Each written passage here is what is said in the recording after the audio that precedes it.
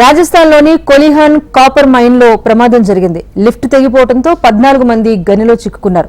సమాచారం అందుకున్న ఎస్డీఆర్ఎఫ్ సిబ్బంది అక్కడకు చేరుకుని సహాయక చర్యలను ముమ్మరం చేశారు.